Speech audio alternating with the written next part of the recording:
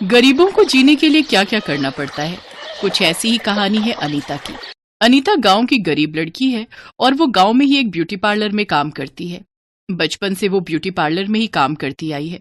उसे beauty parlour का सारा काम आता है, लेकिन एक दिन उसकी माँ उससे कहती है, बेटी अब तेरी शादी की उम्र हो गई है, अब तू शादी कर ले।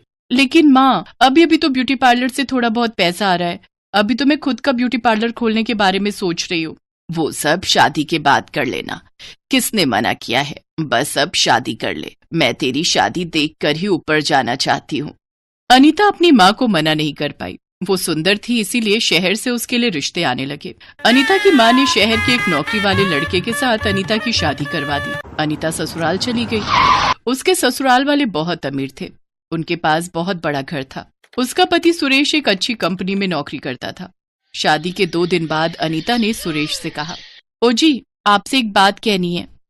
हाँ बताओ। मुझे ब्यूटी पार्लर का काम करना है। मैं गांव में एक ब्यूटी पार्लर में काम करती थी, मुझे सारा काम आता है। ये सुनकर सुरेश हंसने लगा। तुम इस घर की बहू होकर बाहर ब्यूटी पार्लर में काम करोगी? हमारा मान सम्मान मिट्टी में मिलाना चाहती हो क्या? क्यों, ब्यूटी पार्लर के काम में क्या बुराई है? वो सब गरीब और बेशरम औरतें करती हैं। मैं इस बारे में और बात नहीं करना चाहता हूँ। तुम ब्यूटी पार्लर में काम नहीं करोगी बस। सुरेश कमरे से चला गया। उस वक्त कमरे में मालती पोछा लगा रही थी। अनीता को दुखी देखकर उसने कहा, दीदी ये मर्द लोग होते ही ऐसे हैं। मुझे भी ब्यूटी पार्लर में काम करना था, मुझे भी सारा काम आता है, लेकिन मेरे मर्द ने मुझे करने ही नहीं दिया। अच्छा ऐसा क्या, तुमने काम कहाँ सीखा? मेरे गांव में, फिर शहर में शादी हो गई। अब यहाँ लोगों के घरों में काम करती हूँ, लेकिन चोरी छुपे अमीर औरतों का मेकअप कर देती हूँ।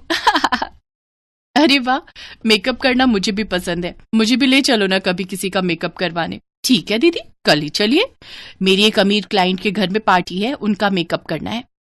अनीता खुश हो गई। उसकी सास बिमला बहुत गुस्से वाली थी। अनीता ने बिमला से बहाना बनाकर बाहर जाने की परमिशन ले ली। अगले दिन मालती के साथ अनीता बाहर चली गई और एक अमीर औरत के घर में जाकर उनका मेकअप करने लगी। अनीता ने उस औरत को बहुत सुंदर बना दिया। अरे वाह, तुम्हारे हाथ में तो जादू है। धन्यवाद जी, ये लो पैसे, और पार्टी तक रुक जाओ, खाना खाकर जाना। मालती और अनीता दोनों ही गरीब घर की लड़की थी। पार्टी में अच्छे खाने के बारे में सोचकर दोनों के मुंह में पानी आ गया। दोनों रुक गई। कुछ देर बाद पार्टी शुरू हो गई, लोग आने लगे। इतने में अनीता ने देखा कि उसका पति सुरेश एक सुंदर और मॉडर्न लड़की के साथ बाहों में बाहें डालकर गप्पे लड़ा रहा है। अरे ये क्या, सुरेश यहाँ क्या कर रहा है उस लड़की के साथ? दीदी आपको नहीं पता, ये अमीर लोगों के चोचले बहुत हैं। घर में एक औरत रख के बाहर पता नहीं कितनी सारी औरतों के साथ घूमते हैं। ओह अच्छा, तो ये बात है। अनीता चुपके से सुरेश के पास गई। सुरेश उस लड़की से बात करने में इतना खोया हुआ था कि उसे और कहीं ध्यान ही नहीं था। तुम कितनी सुंदर हो और मॉडर्न भी। तो तुमने उस गवार से शादी क्यों की? गांव की लड़की है, उसे हमारे कल्चर के बारे में कुछ पता ही नहीं है। क्या करे, माँ को गांव की सुशील लड़की चाहिए थी जो चुपचाप घर का काम करे। अच्छा, एक मुफ्त की नौकरानी। सही कहा। ये सुनकर अनीता की आंखों में आंसू आ गए। अच्छा, तो मैं तुम्हारे लिए सिर्फ एक मुफ्त की नौकरानी हूँ। अरे अनीता, तुम यहाँ क्या कर रही हो? तुम दोनों एक दूसरे को पहचानते हो? ये तो मेरा मेकअप करने आई थी। ये मेरी बीवी है अनीता। मैंने तुम्हें मना किया था ना ये ब्यूटी पार्लर वाले काम के लिए, तुमने मेरी बात नहीं मानी। और तुम क्या कर रहे हो? किसी और लड़की के साथ यहाँ तमाशा कर रहे हो? तुम्हें शर्म नहीं आती? मुझसे जबान लड़ाती हो? ये बोलकर सुरेश ने अनीता को जोर से एक थप्पड़ मारा। अनीता रो पड़ी। तुमने मुझे थप्पड़ मारा, मैं तुम्हारे साथ और नहीं रहूंगी। अनीता वहां से चली गई। दीदी आप मेरे साथ चलो, आप मेरे घर में रहना, मेरा मर्द अभी घर पर नहीं है। अनीता मालती के साथ चली गई और दोनों मिलकर एक ब्यूटी पार्लर खोलने के बारे में सोचने लगी। अनीता के हाथ में 2 सोने के कंगन थे। उसने कंगन बेचकर ब्यूटी पार्लर के लिए जरूरी सामान खरीद लिया। मालती ने पेड़ से डाल और पत्ते काटकर उसी से ब्यूटी पार्लर बना लिया। दोनों ने उसका नाम रखा झोपड़ी ब्यूटी पार्लर। एक दिन एक लड़की वहाँ मेकअप करवाने के लिए आई। शहर में सारे ब्यूटी पार्लर आज बंद हैं, मुझे यहीं मेकअप कराना होगा। अनीता ने उसका मेकअप कर दिया, लेकिन झोपड़ी के अंदर भयानक गर्मी थी जिसकी वजह से मेकअप उतरने लगा। अरे ऐसे मेकअप करने का क्या फायदा, यहाँ तो एसी भी नहीं है, सब कुछ पसीने की वजह से खराब हो जा रहा है। एसी कहाँ से लगवाएं मैडम, गरीब हैं हम। तो मैं क्या करूं, यहाँ आना ही नहीं चाहिए था मुझे, मैं तुम लोग को एक भी पैसा नहीं दूंगी। वो लड़की गुस्सा होकर चली गई। ऐसे ही दिन बीतने लगे, लेकिन अनीता और मालती के ब्यूटी पार्लर में कोई नहीं आया। शहर में एक से बढ़कर एक एसी ब्यूटी पार्लर था। कोई भला झोपड़ी ब्यूटी पार्लर में क्यों आएगा? ऐसे ही बैठे बैठे अनीता रोती रही। अब क्या होगा? मैं तो भूखी मर जाऊंगी। मैं गांव भी वापस नहीं जा सकती। भगवान पर भरोसा रखिए दीदी, वो सब कुछ ठीक कर देंगे। मेरे पास सिर्फ आज खाने का पैसा बचा है। अगर आज कुछ नहीं हुआ तो कल मुझे भीख मांगनी पड़ेगी। शाम हो गई। अनीता ब्यूटी पार्लर बंद करने जा ही रही थी कि तभी वो औरत आ गई जिसकी पार्टी में अनीता मेकअप करने गई थी। अरे तुम यहाँ? मैं तुम्हें कब से ढूंढ रही थी। क्यों मैडम, क्या बात है? अरे तुमने जैसा मेकअप कर दिया था वैसा मेकअप उसके बाद कोई कर ही नहीं पाई। आज मुझे शादी में जाना है, मेरा मेकअप कर दो। अनीता ने झोपड़ी ब्यूटी पार्लर में उनका मेकअप किया और अपनी दुख की कहानी बताई। उस औरत ने कहा, ओह ये बात है, ठीक है, तुम चिंता मत करो, मेरे पास बहुत पैसे हैं। मैं तुम्हारे ब्यूटी पार्लर में इन्वेस्ट करूंगी और यहाँ एक शानदार एसी ब्यूटी पार्लर बनाऊंगी। ये लो पैसा। उस औरत ने अनीता को पैसा दिया। अगले दिन वो औरत और पैसा लेकर आई और 1 महीने के अंदर वहाँ एक शानदार एसी ब्यूटी पार्लर बन गया।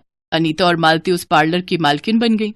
अनीता के हाथों में जादू था। कुछ ही दिनों में उसकी ब्यूटी पार्लर में औरतों की भीड़ होने लगी और इस तरह गरीब बहू एसी ब्यूटी पार्लर चलाकर पैसे कमाने लगी।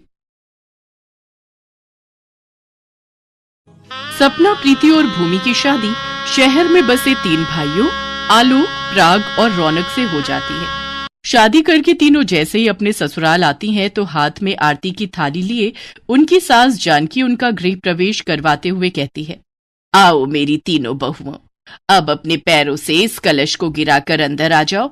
जी सासू माँ।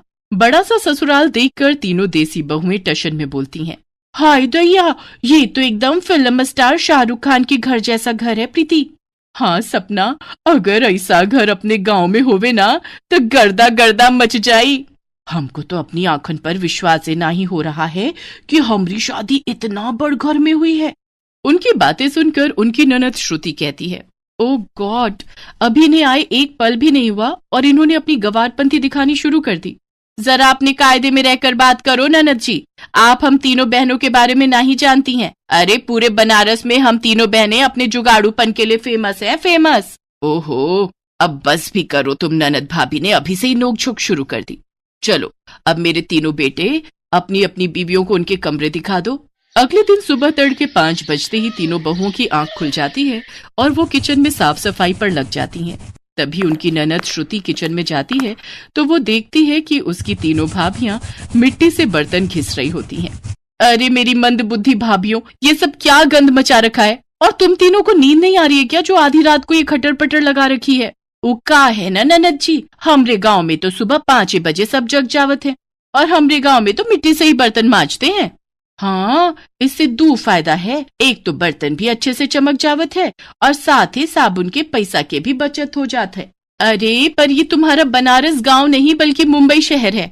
यहाँ ये सब जुगाड़ूपन मत दिखाओ और अपनी ये सब बचकानी हरकतें बंद करो प्लीज। श्रुति तीनों जुगाड़ बहुओं को झड़प कर चली जाती है।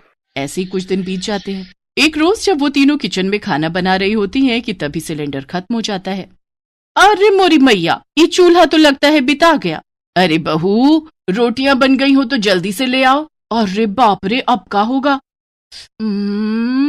हमको जल्दी से अपना कौनो जुगाड़ लगाना होगा। तभी उनका ध्यान पूजा घर में रखी लकड़ियों पर जाता है। बस फिर क्या था, वो 4 ईंटें लेकर आती हैं और उसका चूल्हा बनाकर उसमें गर्मा गर्म रोटी बनाकर सबको खिलाती हैं। पता नहीं क्यों लेकिन कुछ धुएं धुएं की स्मेल आ रही है।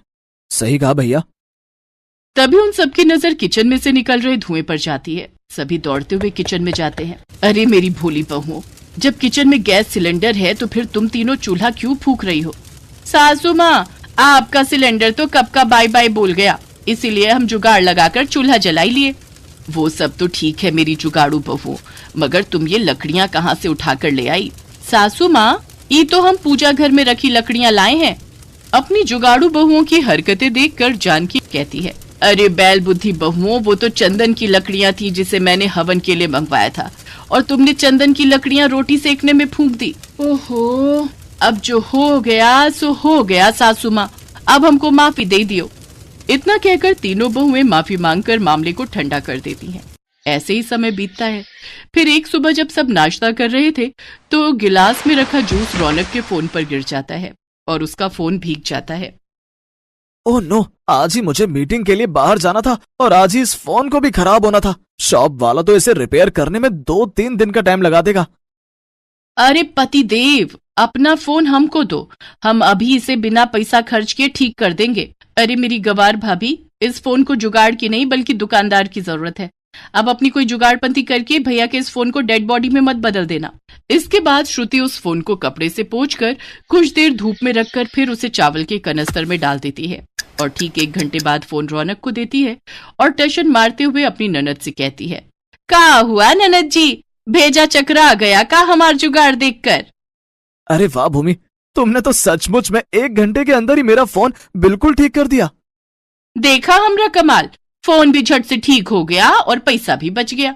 अरे जुग जुग जियो मेरी प्यारी बहुओं, आज तो सचमुच तुमने बचत करके सर्वगुण संपन्न बहुओं वाला काम किया है।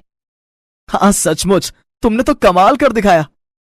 रौनक और सास के मुंह से तारीफ सुनकर उन तीनों बहुओं को शह मिल जाती है। ऐसे ही एक दिन जब सपना वैक्यूम क्लीनर से घर की सफाई कर रही होती है तो अचानक से वैक्यूम क्लीनर काम करना बंद कर देता है। अरे मोरी मैया, ये बिजली से चलने वाला झाड़ू तो बंद हो ही गवा, अब क्या करे?